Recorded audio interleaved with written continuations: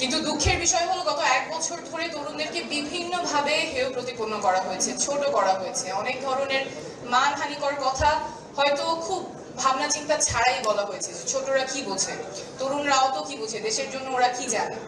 কিন্তু আন্দোলনের নেতৃত্ব তরুণরাই সামনে থেকে দিয়েছে।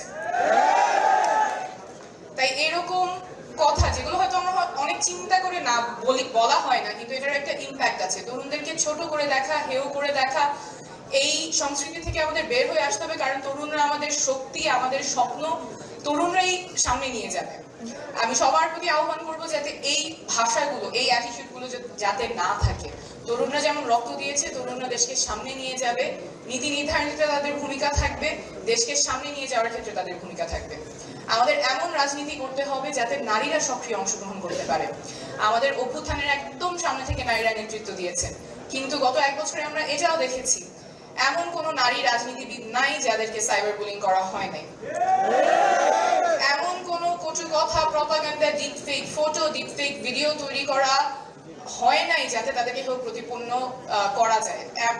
এটার মানে কোনো ইয়ত্তা নাই যেভাবে নারী রাজনীতিবিদদেরকে হেয় প্রতিপন্ন করা হয়েছে। এই সংস্কৃতি আমাদের ঠেকাতে হবে এবং এখানেও তরুণরা সম্মুখ সারিতে ভূমিকা রাখবেন বলে আমি আশা করি।